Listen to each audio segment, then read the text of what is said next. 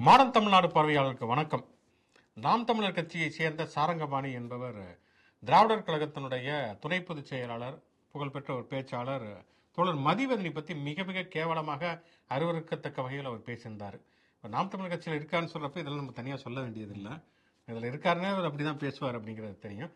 இன்று அவர் கைது செய்யப்பட்டிருக்கார். உண்மையிலேயே ஒரு வரவேற்கத்தக்க ஒரு நடவடிக்கை அப்படின்னு சொல்லணும். ஏன்னா பெரியார் மீது விமர்சனம் வைப்பதுங்கிறது வேற. பெரியார் இயக்கத்தைச் சேர்ந்த பெண்களை எல்லாம் மிக மோசமாக வாயால் சொல்ல முடியாத கூசத்தகுந்த வார்த்தைகளை சொல்லி அர்ச்சிப்பது என்பது வேற. அந்த சாரங்கபாணி சொன்னது என்பது, நடந்து கொண்டது என்பது அப்படித்தான். அவர் இன்னும் சொல்லப்போனால் சாரங்கபாணி மட்டும் இல்ல, அந்த கட்சியுடைய கொள்கை விருப்பு செயலாளர் இருந்து அந்த கட்சியுடைய தலைவராக இருப்பவர், தலைமை ஒருங்கிணைப்பாளராக இருக்கிற வரைக்குமே இப்படியான ஆபாச வார்த்தைகள், பெண்களை பற்றிய ஆணாதிக்க தடித்தன வார்த்தைகளை தான் தொடர்ச்சியாக பயன்படுத்துகிறார்கள் அப்படிங்கிறத பார்க்கணும். இன்னொரு பக்கம் பார்த்தோன்னா நாங்கள் வள்ளுவர் எங்களோட முப்பாட்டேன், வள்ளலார் எங்களுடைய பேரன், இந்த மாதிரியாக சொல்லுவது அப்படிங்கிறது ஒரு பக்கம் வச்சுக்கிட்டு இருக்கிறாங்க. அவருக்கு ஒரு 70-80 வயது இருக்கும் போல இருக்கு. 70-80 வயதுல சீமான் எப்படி இருப்பாரு நம்ம அவரை பார்த்தா தெரிஞ்சுக்கலாம். இது அவங்கள சீமான் இப்ப 30 வயசுல இருக்க மாதிரி சொல்றீங்க. அவருக்கு 50 வயசுக்கு மேல ஆயிடுச்சுங்க. 15 வருஷம் ஆயிடுச்சுன்னா அவர் சரங்கபாணி வயசு வந்துடும் அவருக்கு. அவர் அவங்கள மதிவதனிய குறிப்பிட்டு பேசுறதுனால அந்த கிளிப் ரொம்ப வைரல் ஆகி அவர் வெளியே தெரியுறாரு. அவரோட எல்லா பேச்சுகளுமே அப்படிதான் இருக்கு. அதை தாண்டி என்ன சொல்றாருனாக்கா, மருத்துவர்களே இல்லாத நிலை வரணும் நாட்டுல. ஏன்னாக்கா அப்பதான் நோய் இல்லாத நிலை உருவாகும். நோய் இருக்கிறதுனால மருத்துவர்கள் தேவைப்படுறாங்க. அதே மாதிரி வக்கீல்கள் இல்லாத நிலை உருவாகணும். அப்பதான் சட்டம் ஒழுங்கு சரியாகும்ட்டு ஏதோ சீமானோட ஜெராக்ஸ் காப்பி மாதிரி தான் பேசிக்கிட்டு இருக்காரு. சிறைக்கு போயிட்டு வந்தாலும் ஏதாச்சும் திருந்துறாரா பார்ப்போம். கண்டிப்பா ஜெயில சாப்பாடே போடாதீங்க. சாப்பாடு ஒண்ணு போறதுனாலதான் நான் பசின்னு ஒன்று வருது. சாப்பாடே போடாமல் இருந்தால் பசிப்பட்டின் இல்லாத நிலைக்கு உலகம் அப்படிப்பட்ட ஒரு நிலைக்கு உய்யும் அப்படின்னு சொல்லிட்டு சாரங்கபாணியை உள்ள வச்சு சாப்பாடு போடாமல் சிறப்பியுங்கள், இயற்கையோடு இணைந்த வாழ்க்கைக்கு அவரை பழக்கப்படுத்துங்கள் அப்படின்னு சொல்லிட்டு ஷோக்குள்ள போய் இந்த முச்சந்தி ஷோ. நான் உங்கள் சுகநாதிவாகர். நான் அலெக்ஸ் பாண்டியன்.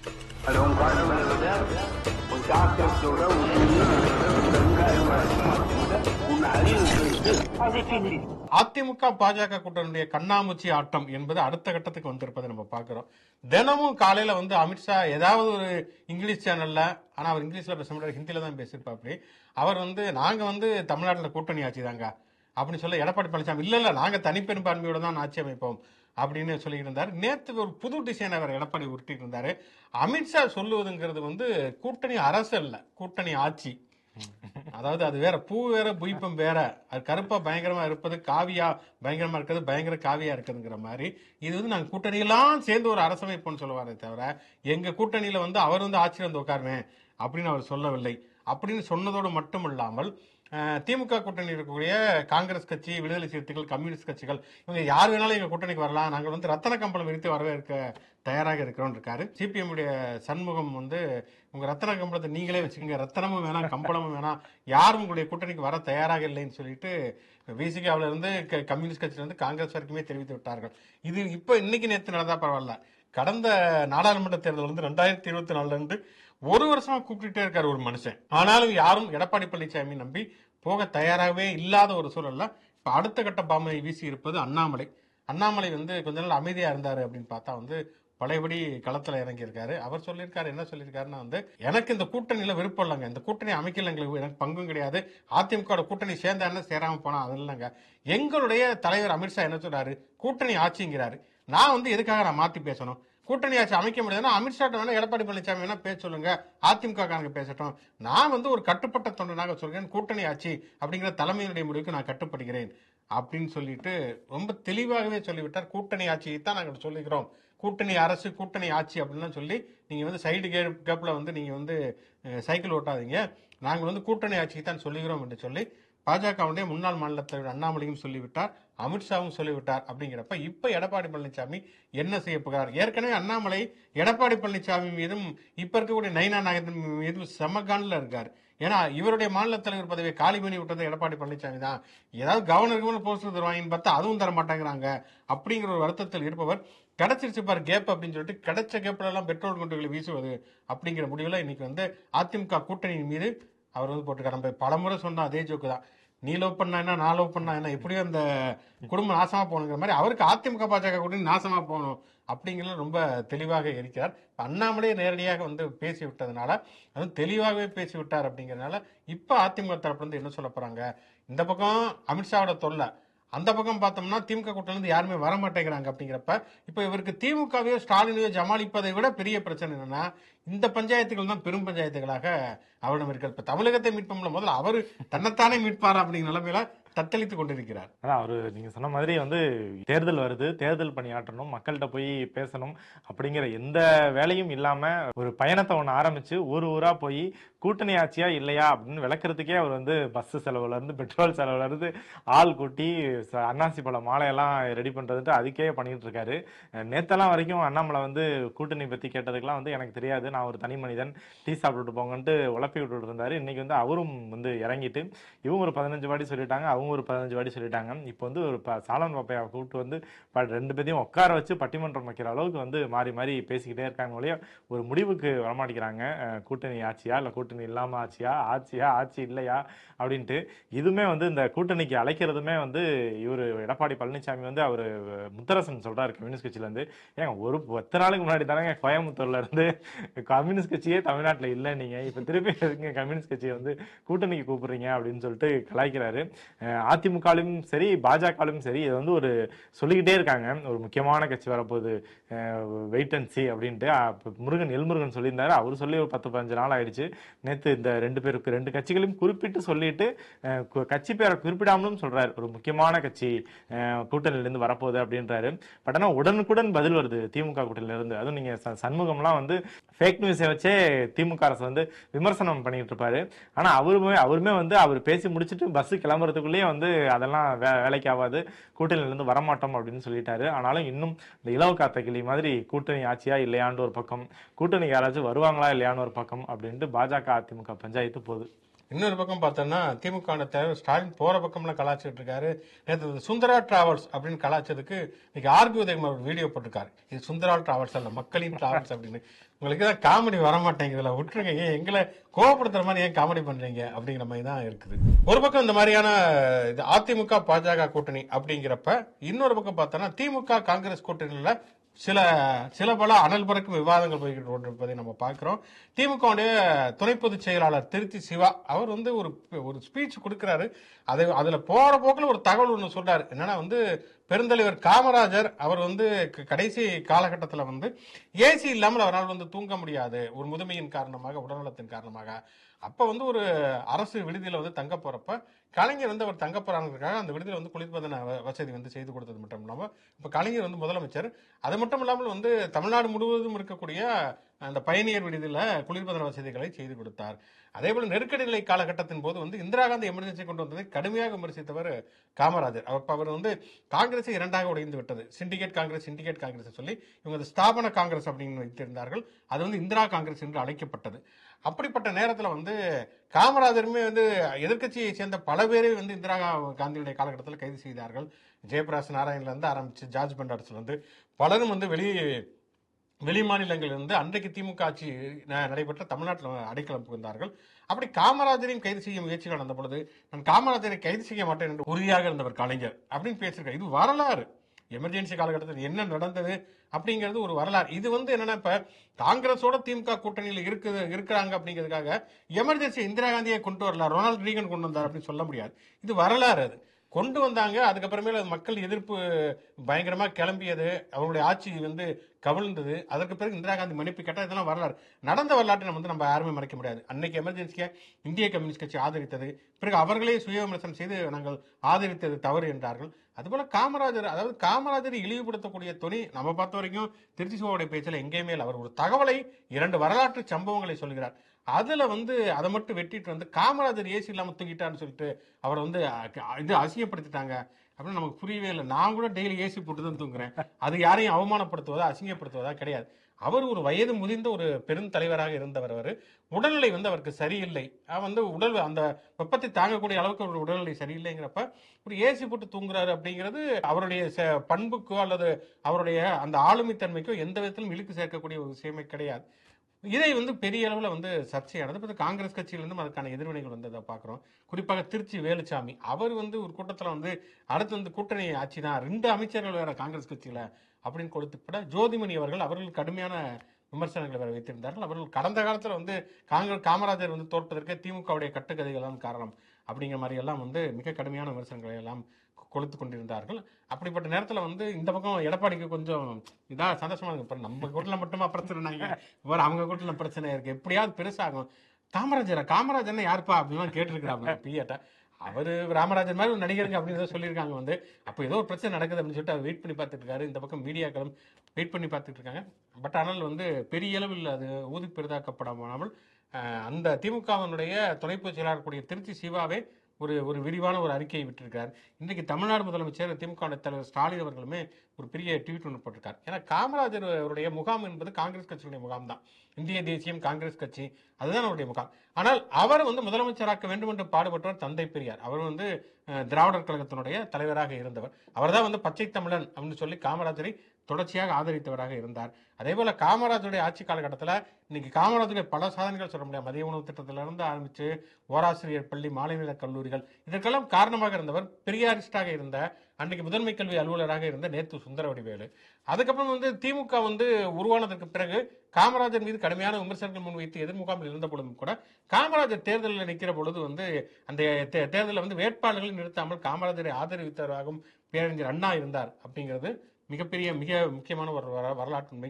அதே போல நம்ம முதலே சொன்ன மாதிரி எமர்ஜென்சி காலகட்டத்தில் காமராஜர் கலைஞரின் பக்கம் நின்றார் என்பதும், அப்புறம் காமராஜர் இறந்ததுக்கு பிறகு வந்து காமராஜர் சாலையின் பேர் வச்சதாக இருக்கட்டும், அல்லது வந்து காமராஜர் நினைவில்லம் கட்டினதாக இருக்கட்டும், விமான நிலையத்துக்கு காமராஜர் பேர் வைத்ததாக இருக்கட்டும், இல்லை இப்போ வந்து காமராஜர் பேர்ல வந்து நூலகத்தை வந்து தொடங்குவதாக ஸ்டாலின் அவர்கள் அறிவித்ததாக இருக்கட்டும் அப்படின்னு சொல்லிட்டு இப்ப வந்து ஒரு காலகட்டத்தில் நடந்த வந்து எதிரும் புதிருமாக இருந்த வரலாற்று தலைவர்கள் இன்றைக்கு வந்து அவர்களை கொண்டாடுவது அப்படிங்கிற ஒரு சூழல் உருவாகி இருக்கிறது. இன்னும் சொல்ல போனால் காமராஜர் வந்து இருந்த காங்கிரஸ் கட்சியினுடைய அன்றைய சித்தாந்தங்கிறது இன்னைக்கு நிலைப்பாடுங்கிறதே மாறிச்சு. இன்னைக்கு காங்கிரஸ் கட்சி இடஒதுக்கீட்டை பத்தி பேசுறாங்க, ஜாதிவாரி கணக்கெடுப்பை பத்தி பேசுறாங்க, இந்தி திணிப்பை நாங்களும் எதிர்ப்போம் அப்படின்னு சொல்றாங்க. அதே மாதிரி வந்து கல்வி போன்றவற்றை மாநில பட்டியலில் கொண்டு வருவோம் அப்படின்னு சொல்றாங்க. இன்னைக்கு அவங்களுக்கு பொது எதிரின்னு பார்க்கறது பிஜேபி, இந்துத்துவம். அதே ஆர்எஸ்எஸ் தான் காமராஜரை டெல்லியில் இருக்கக்கூடிய அந்த தமிழ்நாடு இல்லத்துல அவர் வந்து பசுவதை தடை சட்டத்தை ஆதரிக்கவில்லை என்பதற்காக அவர் உயிரோடு கொளுத்த முயன்றது அப்படிங்கறது நம்ம பார்க்கிறோம். இன்னைக்கு வந்து பிஜேபியை எதிர்க்கக்கூடிய நேரத்துல இந்த காமராஜருடைய பிரச்சனையை வைத்துக்கொண்டு அது ஒரே முகாமில் வந்து மிகப்பெரிய அளவில் வந்து எதிரும் புதிருமான அது ஒரு நட்பு முரண் பகை முரணாக ஆகிவிடக்கூடாது அப்படிங்கிற ஒரு அக்கறையில தான் திமுக தலைவர் ஸ்டாலின், திருச்சி சிவா போன்றவர்களாம் முயற்சி எடுத்துக்கிறார்கள். நமக்கு தெரிஞ்ச வரைக்கும் இது பெரிய பிரச்சனை ஆகாது அப்படின்னு தான் தோன்றுது. காமராஜர் அப்படின்னு சொல்றப்ப வந்து காந்தியை பற்றி சொல்லணும். நம்ம வந்து காந்தியை பற்றியுமே ஒரு சர்ச்சை. இப்ப காந்தி ரொம்ப எளிமையாக இருந்தார் அப்படிங்கிறது நமக்கு தெரியும். ஆனால் சரோஜினி என்ன சொல்றாங்கன்னா, காந்தி எளிமையாக இருப்பதற்கே பல ஆயிரக்கணக்கான ரூபாய்கள் செலவு செய்ய வேண்டியிருந்தது அப்படின்னு ஒரு இடத்துல பதிவு பண்றாங்க. அன்னைக்கு பல ஆயிரம்ங்கிறது வந்து மிக விலை மதிப்பு மிக்க ஒன்று. ஒவ்வொரு தலைவர்களுடைய வாழ்க்கை வரலாற்று பின்னணிகள் வந்து அவர்களுடைய நிலைப்பாடுகள் என்பது ஒன்றாக இருந்தது. அதை பற்றி விமர்சன பார்வைகளும் அல்லது ஆதரவு பார்வைகளுமே வெவ்வேறாக இருந்ததை பார்க்கிறோம். இது எதுக்கு சொல்ல வரோம் அப்படின்னு சொன்னா வந்து காந்தி மிக எளிமையான ஒரு தலைவராக இருந்தார். அவர் வந்து இன்னும் சொல்ல போனால் வந்து ரயில் பயணங்கள்ல தான் முழுக்கவே போனார். அவர் கார்ல போறது கூட வந்து மிக குறைத்து கொண்டு இன்னைக்கு இந்த மினிமலிச லைஃப் அப்படிலாம் வாழ ஆரம்பிக்கிறாங்க. அப்படி வாழ்ந்தவராக காந்தி இருந்தாங்கிறத பார்க்கணும். உண்மையில காந்தியிடம் வந்து கற்றுக்கொள்ள வேண்டிய மிக முக்கியமான ஒரு விஷயங்கள்ல அந்த மினிமலிச லைஃப்ங்கிறது மிக முக்கியமான ஒரு விஷயம். ஏன்னா இன்னைக்கு இருக்கக்கூடிய அந்த குளோபலைசேஷன் சிச்சுவேஷன்ல நம்மளை சுத்தி கன்சம்ஷன் கல்ச்சர் வந்து அதிகரித்திருக்கிறது. நம்ம ஒரு ஷாப்பிங் மால் போறோம் அல்லது சூப்பர் மார்க்கெட் போறோம்னா, வீட்டோட போறோம்னா தேவை இருக்குதோ இல்லையோ ஒரு 10 ஜாமானை எடுத்துக்கொண்டு வந்து வீடு முழுக்க பொருட்களை அடைத்து வைப்பதுங்கிறது நம்முடைய இயல்பாகவே இருக்கிறது. நீங்க ஒரு 2 மாசம் கழிச்சு இது எதுக்கு வாங்கணும்னு வச்சு பாத்தீங்கன்னா நமக்கே தெரியாது அது எதுக்கு வாங்கணும்னு சொல்லிட்டு. அப்படி ஒரு கன்சம்ஷன் கல்ச்சர் அதிகரித்திருக்கக்கூடிய சூழல்ல காந்தியினுடைய வாழ்க்கைங்கிறது நமக்கு முன்னுதாரணமாக இருக்கிறது. ஆனால் இவ்வளவு எளிமையாக வாழ்ந்த காந்தியை பற்றிய காந்தியை வரைந்த ஒரு ஓவியம் 1,79,00,000 ரூபாய்க்கு வந்து லண்டன்ல, அதுவும் வந்து காந்தி யாருக்கு எதிராக போராடினாரோ அந்த லண்டன்ல ஏலத்துக்கு போயிருக்கிறது அப்படிங்கிறது உண்மையிலே ஆச்சரியமற்றக்கூடிய செய்தி. 2வது வட்டமேஜை மகாநாட்டின் பொழுது அவர் போனப்ப அங்க இருக்கக்கூடிய ஒரு ஓவியர் வர அனுமதி கேட்டு வரைந்திருக்கிறார். அதுதான் அவர் வந்து காந்தியோட ஃபர்ஸ்ட் போர்ட்ரைட் ஓவியம். அந்த ஓவியம் வந்து இவ்வளவு ஆண்டுகளுக்கு பிறகு 1974 காட்சிப்படுத்தப்பட்டிருக்கிறது. இடையில கத்தியாலாம் குத்தி கிழிச்சிருக்காரு. அதுக்கப்புறம் சரி செஞ்செல்லாம் பண்ணிருக்காங்க. இப்ப வந்து ஆன்லைன்லயே வந்து ஏலத்துக்கு விட்டுருக்காங்க. 1,79,00,000 ரூபாய் ஏலத்துக்கு அது போயிருக்கிறது. ஆன்லைன்ல வந்து ஏலத்துக்கு போன ஓவியங்களே இதுதான் அதிகமான தொகை அப்படின்னு சொல்றாங்க. லண்டன் சொல்றப்ப அமெரிக்காவை பற்றியுமே சொல்ல வேண்டியிருக்கிறது. அமெரிக்காவில் என்னன்னா இந்த அதாவது வேற நாடுகள் வந்து குடியேறி வந்தவர்கள் எல்லாவற்றையுமே ஊருக்கு அனுப்புவது அப்படிங்கிறத ரொம்ப பொறுப்பானவராக டொனால்டு ட்ரம்ப் இருக்கிறார். இன்னும் சொல்லப்போனா அது ஒரு வலதுசாரி பாசிச சித்தாந்தத்தின் அடிப்படையில் தான் இருக்கார். ஒரு நாடுங்கிறது பன்முகத்தன்மை கொண்டதாக எல்லோருக்கும் அடைக்கலம் கொடுப்பதாக இருக்கணுங்கிறத தாண்டி வெளிநாட்டிலிருந்து வந்தவங்க எல்லாம் வெளியேற்றுவது அப்படிங்கிறதுல இருக்காரு.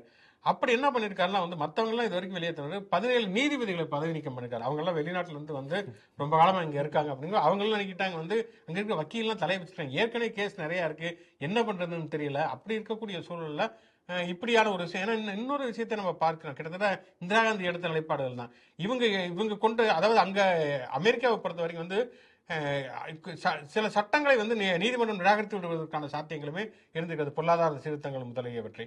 அப்போது கோர்ட்டுமே இவருக்கு வந்து ஒரு சேலஞ்சிங்காக இருக்கிறது. அப்படிங்கிறப்ப தூக்குடா அந்த 17 நீதிபதியை அப்படிங்கிற மாதிரியான ஒரு நிலைப்பாட்டையும் எடுத்திருக்காரு அப்படிங்கறத நம்ம பாக்குறோம். அதான் இந்த வழியில பயணிச்சு போனாருனாக்க கடைசியில் அவர் வந்து அமெரிக்காவில இருந்து வெளியேற்றுற சூழல் தான் வரும். ட்ரம்ப்போட மூதாதையரே ஜெர்மனியை சேர்ந்தவர்கள் தான். இந்த நடவடிக்கையில ஒரு தீவிரமா இறங்கினதுக்கு அப்புறமேல எதிர்க்கட்சிகள் தொடர்ந்து சொல்றது அதுதான், நீங்களே வந்து வெளிநாட்டுல இருந்து வந்தேரி தான், ஜெர்மனியை சேர்ந்தவர்கள் தான். அதனால இந்த நடைமுறையை வந்து ரொம்ப மாதிரி ஸ்ட்ரிக்டா ஃபாலோ பண்ணி கொத்து கொத்தான ஆட்களை வந்து இங்கேருந்து வெளியேற்றுறதை நிறுத்தணும் அப்படின்ட்டு கலவரங்கள் எல்லாமே வெடிச்சிச்சு. ஆனாலும் இவர் வந்து நிறுத்துற மாதிரி தெரியல, தொடர்ந்துகிட்டே இருக்காரு. அதாவது வெறுப்பு என்பது எங்கிருந்து வருகிறது அப்படின்னு சொன்னா, யாரையாவது எதிரிகளாக சித்தரித்து வெளியே நிறுத்துவது அப்படிங்கிற அடிப்படையில் தான் வெறுப்புங்கிறது வருகிறது. இன்க்ளூசிவ்னஸ் என்கிற ஒன்று இருக்க வரைக்கும் அங்கே வெறுப்புங்கிறது இருக்காது. எப்படி டொனால்ட் ட்ரம்ப் வந்து வெளிநாட்டை சேர்ந்தவர்கள் எல்லாம் எதிரிகளாக நிறுத்துகிறாரோ அதே போலதான் இங்க இந்தியாலுமே நடந்து கொண்டிருக்கிறது. இப்ப பார்த்தோம்னா என்சிஆர்டி பாடப்புத்தகத்துல ஒரு இதே சிறப்பு வெளியிலே விட்டுருக்காங்க வந்து அக்பர், பாபர், அவுரங்கசீப் 3 பேருமே கொடூரர்கள் அப்படின்னு சொல்லிட்டு இது பண்ணிட்டு அதுக்கு ஒரு டிஸ்கி ஏற்பட்டிருக்காங்க. வரலாற்றுல இப்படியான சம்பவங்கள் நடக்கிறதுலாம் இயற்கை, அதை நம்ம அப்படியே எடுத்துக்கொள்ள வேண்டியதில்லை அப்படின்னு சொல்லிட்டு முகலாய மன்னர்களை பற்றி மட்டுமே தவறாக சித்தரிப்பது, சிவாஜி போன்ற இந்து மன்னர்களை மிக மிக உயர்வாக சித்தரிப்பது போன்றவற்றை சின்ன வயதிலிருந்தே பிஞ்சுக்குடைய உள்ளங்களில் நஞ்சை கலைப்பதை போல இந்த மாதிரி பாடத்திட்டங்கள்ல தொடர்ச்சியா பண்ணிட்டு இருக்காங்க. நம்மளை பொறுத்த வரைக்கும் அக்பரையோ பாபரையோ காப்பாற்ற வேண்டிய எந்த அவசியமும் இல்லை. இன்னும் சொல்ல போனால் உலகத்தில் இருக்கக்கூடிய எல்லா மன்னர்களும் எடுத்து பார்த்தாலும் அவர்கள் வந்து ஏதாவது ஒரு வகையில் மக்கள் விரோத நடவடிக்கையில் ஈடுபட்டவர்களாகத்தான் இருப்பார்கள். மன்னராட்சி என்பதே வந்து அது மக்களுக்கு எதிரான ஒன்றாகத்தான் இருந்து வந்திருக்கிறது. ஆனால் அதே நேரத்தில் ஏதோ முகலாய மன்னர்கள் மட்டும்தான் மோசமானவங்கிற மாதிரியும் இந்து மன்னர்கள் அப்படியே பயங்கரமா ரொம்ப லிபரலா இருந்தது மாதிரியும், நீங்க வந்து ராஜபுத்திரோட காலகட்டத்தில் தான் இந்த உடன்கட்டை ஏறுதல்ங்கிற பழக்கம் வந்திருந்தது. அங்கதான் சாதிய முறை கடுமையான அளவில் கடைபிடிக்கப்பட்டதெல்லாம் பார்க்கிறோம். இன்னும் சொல்ல போனால் நீங்க வந்து வரலாற்றாசிரியர் என்ன சொல்றாங்கன்னா, முகலாய மன்னர்களே அவுரங்கசீப்புடைய ஆட்சி காலகட்டத்தில் தான் முஸ்லீம் அல்லாத அதிகாரிகள் அதிகமாக இருந்தார்கள் அப்படிங்கிறாங்க. சத்ரபதி சிவாஜி வந்து கைது செய்வதற்காக அவுரங்கசீப்புக்கு படைக்கு தலைமை தாங்கி வந்தவரே வந்து ஒரு இந்து தான். இப்படி நிறைய விஷயம் இருக்கு. அங்க நீங்க வந்து மன்னர்களை பொறுத்த வரைக்கும் இந்து முஸ்லீம்ங்கிறத பார்க்கறத தாண்டி தங்களுடைய ஆட்சியை காப்பாற்றிக் கொள்வதற்காக என்ன செய்வது அப்படிங்கிறத உறுதியாக இருந்திருக்கிறார்கள். அப்படி இருக்கிற நேரத்துல முகலாயர் எதிர்ப்பு, இஸ்லாமிய எதிர்ப்பு என்பதை மீண்டும் மீண்டும் அதை பற்ற வைத்து அதன் மூலமாக அரசியல் ஆதாயம் தேடக்கூடிய நிலைமையில தான் இங்க இன்னைக்கு இருக்கக்கூடிய அந்த ஒன்றிய பாஜக அரசு இருக்குங்கிறத பாக்குறோம். ஆக மொத்தம் வரலாற்றை தனக்கேற்ற மாதிரி திருத்திக் கொள்ள முயலக்கூடிய அதே நேரத்தில் தான் கீழடி அகலாய்வுடைய அந்த அறிக்கையை வந்து திருத்த சொல்லி கேட்கறது. இன்னைக்கு அமர்நாத் ராமகிருஷ்ணன் ரொம்ப ரொம்ப தெளிவாக சொல்லியிருக்கார். அதுல ஏதாவது ஸ்பெல்லிங் மிஸ்டேக் இருந்துச்சுன்னா சொல்லுங்க, நான் அதை திருத்தி தருகிறேனே தவிர அது வந்து வரலாற்று ரீதியாக ஆதாரபூர்வமாக நிரூபிக்கப்பட்ட ஒரு உண்மை, அந்த உண்மையை நான் ஏன் திருத்த வேண்டும் சொல்லி ரொம்ப தெளிவாக கேட்டிருக்காரு. இதுக்கு என்ன பதில் சொல்ல போறாங்கன்னு தெரியல. ஒரு பக்கம் முகலாயர்கள் வைத்து வரலாற்று ரீதியான திருப்புகளை செய்யக்கூடிய ஒன்றிய அரசு தான் உண்மையான ஒரு வரலாற்று உண்மையை அதை வந்து குளிதோடி புதைக்க வேண்டும் என்றும் நினைக்கிறது அப்படிங்கிறத நாம வந்து புரிந்து கொள்ள வேண்டும். கொஞ்ச நாளுக்கு முன்னாடி இந்த என்சிஆர்டியில் வந்து என்ன பண்ணாங்கன்னாக்கா 2-3 ஆண்டுகளுக்கு முன்னாடி இஸ்லாமியர்களோட வரலாறு எல்லாத்தையுமே ஃபஸ்ட்டு நீக்கினாங்க. அதாவது இந்த என்சிஆர் புக் எடுத்தால் இந்தியாவில் இஸ்லாமியன்னு ஒன்று இருந்துச்சு, இஸ்லாமிய மன்னர்கள் இருந்தாங்க அப்படிங்கிற அடையாளத்தையே நீக்கணும்னு சொல்லி நீக்கினாங்க. அப்பயே வந்து பல எதிர்ப்புகள் வந்துச்சு. வெளிநாடுகள்லாம் கூட வரலாற்று ஆசிரியர்கள் வந்து இந்தியாவோட வரலாறை வந்து அக்பர், அவுரங்கசீப் இந்த மாதிரியான நாட்கள் இல்லாமல் எழுதவே முடியாது, நீங்கள் வந்து அதை அவங்கள தவிர்த்துட்டு ஒரு இந்தியாவோட வரலாறை எப்படி வந்து மாணவர்களுக்கு சொல்லிக் கொடுக்கணும்னு நினைக்கிறீங்க அப்படின்ட்டு எதிர்ப்புகள்லாம் வந்துச்சு. இவங்க வந்து அதெல்லாம் வந்து கண்டுக்கவே இல்லை. அதுக்கப்புறமேலு ஒரு ஏதாவது பாடப்புத்தகம் இருக்கு, ஒரு கவிதை இருக்கு அப்படின்னா அது ஒரு இஸ்லாமியர் எழுதியிருக்காருன்னா அந்த கவிதையை எடுக்கிறது, இஸ்லாமிய சம்பந்தப்பட்டது எதுவுமே இருக்கக்கூடாது, வரலாறா இருக்கட்டும், இஸ்லாமியர்களோட பங்களிப்பு அப்படின்னு பாடப்புத்தகத்தில் இருக்கக்கூடாதுன்ட்டு அதையெல்லாம் பண்ணி முடிச்சுட்டு இப்ப அவங்கள பத்தின கெட்ட விஷயங்களை அவங்க வந்து தப்பானவங்க போர்ட்ரேட் பண்றத மறுபடியும் ஆரம்பிச்சிருக்காங்க. பல வரலாற்று ஆசிரியர்கள், சமூக ஆர்வலர்கள்லாம் வந்து மோடிக்கு லெட்டர்லாம் எழுதினாங்க. இது வந்து ரொம்ப தவறான விஷயம், நீங்க வந்து ஆர்எஸ்எஸ் சித்தாந்தங்களை செயல்படுத்துறது, மதம் சார்ந்த ஒரு அரசியல் விஷயங்களை வந்து செய்யறதுங்கிறத வந்து பொதுவான காரியங்களை செய்யறத விட இது மாதிரி குழந்தைங்களோட கல்வி புத்தகத்துல வந்து மாத்தி வரலாறையே மாத்தி சின்ன வயசுலயே அவங்களை வந்து இந்த இஸ்லாமிய வெறுப்போட வளர்க்கறதுங்கிறது தப்பான விஷயம் அப்படின்னு சொன்னாங்க. பட் அதெல்லாம் அவங்க கேட்கிற எண்ணத்துல இல்ல, தொடர்ந்து இது மாதிரி அடுத்தடுத்து செஞ்சுக்கிட்டே இருக்காங்க. அந்த துறையோட அமைச்சர்கிட்ட வந்து ஏன் இப்படி பண்றீங்கன்னு கேட்டதுக்கு அவர் வந்து கொஞ்சம் கூட இதே இல்லாம உண்மைகள் வந்து கசக்கத்தான் செய்யும், நீங்க வந்து ஏத்துக்கிட்டு தான் ஆகணும் அப்படிங்கிறாரு. எது உண்மை எது போய் நமக்கு தெரியல. ஓகே, கடைசியாக ஒரு விளையாட்டு செய்தியோடு முடிப்போம். நம்ம முதல்ல ஆரம்பிச்சது நாம் தமிழர் கட்சி. சாரங்கபாணியில் ஆரம்பித்தோம். சாரங்கபாணியுடைய தலைவராக இருக்கக்கூடிய சீமான் அவர் வந்து அடுத்து மரங்கள் மாநாடு நடத்தப் போவதாக அறிவித்திருக்கிறார். எனக்கு ஒரு விஷயம் புரியல. என்னன்னா, இப்ப ஆடு மாடு மாநாடுங்கிறப்ப மாட்டெல்லாம் பத்தி கொண்டு வந்து ஒரு இடத்துல போட்டு அடைச்சு அதை வச்சு மாநாடு நடத்துறாங்க. மரத்தை எப்படி மாநாடு நடத்தாங்கன்னா, மரம் இருக்க இடத்துல இவரு பேசுவாரா, இல்ல மரத்தெல்லாம் வேரோட பிடிங்கி நட்டு வந்து ஒரு மைதானத்தில் வச்சுட்டு அங்க சீமான் பேசிட்டு இருப்பாரா அப்படிங்கிறது தெரியல. ஆடு மாடுக்கு வந்து வாக்குரிமை கொடுங்க, மரத்துக்கு வாக்குரிமை கொடுங்கன்னு சொல்லிட்டு ஜனநாயகத்தின் மீதே ஒரு நம்பிக்கை இழந்த ஒரு மனிதராக அவர் மாறி விட்டார். கிட்டத்தட்ட வந்து ஒரு விரக்தியின் விளிம்பில் இருப்பதனாலதான் அதாவது மரங்களை பாதுகாப்பதுங்கிறத நமக்கு எதாவது மாற்று கருத்துமே இல்லை. மரங்களை பாதுகாக்கணும், சுற்றுச்சூழலை பாதுகாக்கணுங்கிறதெல்லாம் ஓகே. ஆனா இவர் செய்வதற்கான அரசியல்ங்கிறது இதை விட ஒரு பைத்தியகாரத்தனமான அரசியல் எதுவுமே இருக்க முடியாது. தமிழர்களை எவ்வளவு தூரம் எத்தனை நூற்றாண்டுகள் பின்னாக்க தள்ளிட்டு போக முடியுமோ அவ்வளவு தூரம் தள்ளி கொண்டு போகக்கூடிய ஒரு மனிதராகத்தான் அவர் இருக்கிறார் அப்படிங்கிறத பாக்குற. கேஸ் போட்டதே அவங்க தான், தீரன் திருமுருகன் சொல்லிட்டு அவர் தான் மேய்ச்சல் நிலத்தை வந்து மலையில வந்து ஆடு மாடை மேய போடக்கூடாதுன்னு கேஸ் போட்டவரே அவர் தான். கேட்டா என்ன சொல்றாங்கன்னா வந்து அப்ப அவர் எங்க கட்சியில இல்லைங்கிறாரு. இப்ப அவருக்கு கட்சியில இருக்காரு. அப்ப அவருடைய ஸ்டாண்ட் என்ன, அதுக்கு யாருக்கு எதிராக நீங்க போராடுகிறீர்கள் அப்படிங்கிற கேள்வி இருக்கு. இப்ப மரங்களுக்கான மாநாடு அப்படின்னு சொல்லிட்டு இப்படியே போயிட்டு இருக்க. அடுத்து மட்டை மாநாடு, குட்டை மாநாடு அப்படின்னு எக்கச்சக்கமான மாநாடு நடத்துவார் போல இருக்கு. அந்த மாடுகள் மாநாட்டிலேயே வந்து அந்த வழக்கு போட்ட தீரன் வந்து மேடையிலேயே இருந்தார், அவர் கூடவே இருந்தாரு, சேர்ந்தெல்லாம் போட்டோ எடுத்துக்கிட்டாரு. மரங்கள் மாநாடு நடத்தும் போது மரங்கள்லாம் வந்து மாடுகள் தான் எங்க இலைதலைகள் எல்லாம் பிச்சு திங்குது, இதுக்கு ஒரு முடிவு வேணும் அப்படின்னு சீமான் கோரிக்கை வச்சோன்னா அப்புறம் 2 பேரையும் வர சொல்லிட்டு இந்த வீடு மாடுகள் இந்த வீடு மரங்கள்ட்டு அப்படி ஒரு மாநாடு அப்படின்ட்டு தேர்தல் பாட்டுக்கு நடக்கட்டும், நம்ம இப்படி போவோம்ட்டு அடுத்தடுத்து அவருக்கு பணிகள் வந்துகிட்டே இருக்கு. இந்த மாதிரி இப்படிதான் திருச்சியில போய் வந்து வழக்கம் போல ஒரு பிரஸ் மீட்டுங்கிற பேர்ல கதைகளை அளந்து கூட ஒருத்தர் வந்து திரும்ப துணியை ஒரு பத்திரிகையாளர் கேட்டிருக்காரு, என்னங்க பெரியாரை பத்தி தப்பா பேசிட்டு இருக்கீங்க, குரல் மாநாடு அவர் தான் நடத்துறோம்னா, குரல் மாநாடு அவர் நடத்துறாரா, திருக்குறள் மலர்னு சொன்னவர் அவர் தான் அப்படின்னு இருக்காரு. அது சொன்னதுக்கு எங்க ஆதாரம் கேட்டிருக்காங்க. உடனே டென்ஷன் ஆயிடுச்சு. நான் போற இடம்லாம் பொய் பேசி நினைச்சிட்டீங்களா, அவர் அலைபேசி நம்பரை வாங்கினா தம்பி ஆதாரத்தை அனுப்பிச்சு போன்றிருக்காரு. ஆக்சுவலா வந்து பெரியார் அப்படி சொல்லவே இல்லை. இதுவுமே வந்து ஆதாரபூர்வமாக நிரூபிக்கப்பட்டது. பொய் பேசுவது ஒன்றை மட்டுமே வந்து ஒரு அரசியல் வரலாறு, அதாவது அரசியல்வாதிகள் பொய் சொல்லுவாங்க, தப்பான வாக்குறுதி கொடுப்பாங்கிறது எல்லா கட்சிகளையும் உள்ளதுதான், எல்லாத்துக்கும் உள்ள விமர்சனம். ஆனால் இந்த கவுண்டமணி சொல்ற மாதிரி ஒரு மனுஷன் பொய் பேசலாம், ஏக்கர் கணக்காக பொய் பேசக்கூடாது என்பதற்கான அந்த வசனத்துக்கான ஒரு வாழும் உதாரணமாக வாழக்கூடியவர் சீமான். சீமான் அளவுக்கு பொய் பேசக்கூடிய தலைவர்கள் நம்ம பார்க்கவே முடியாது. பிஜேபி காரங்களை கூட அந்த அதுல வந்து ஒருபடி மேலே நிற்கக்கூடியவராகத்தான் சீமான் இருக்கிறார். அதனால வந்து யாராவது ஒருத்தர் கேட்கத்தானே செய்வாங்க. எவ்வளவு பேர் தான் காதுகள் பாவம் இல்லையா, என்ன பேசினாலும் கேட்டுக்கிட்டே இருக்கேன், ஆதாரம் தாங்கணும்னா அவ்வளவு தூரம் வந்து அவர் வந்து எரிச்சலாகிறார். இவர் ஒரு பக்கம் எரிச்சலாக ஆதாரத்தை தரேன்னு சொன்ன அண்ணாமலை, அவர் ஒரு பக்கம் வந்து எடப்பாடி பழனிசாமி மீதான அணுகுண்டுகளை வீசிக்கொண்டிருக்கிறார். இப்படியாக வந்து தமிழ்நாடு அரசியல் தேர்தல் களம் என்பது சூடுபிடிக்க ஆரம்பித்திருக்கிறது. என்ன நடக்கிறது என்று பொறுத்திருந்து பார்ப்போம். தொடர்ந்து மாடர்ன் தமிழ்நாடு யூடியூப் சேனலோட தொடர்புகள். முச்சன் ஷோ லைக் பண்ணுங்க, கமெண்ட் பண்ணுங்க. மாடர்ன் தமிழ்நாடு சேனலுக்கு சப்ஸ்கிரைப் பண்ணுங்க. யூடியூப் மாதிரியே மற்ற சமூக இணையதளங்களையும் நமக்கான பேஜஸ் இருக்கு, அங்கேயும் லைக் பண்ணி ஷேர் பண்ணி உங்களோட ஆதரவை தொடர்ந்து கொடுங்க. மீண்டும் நிகழ்ச்சி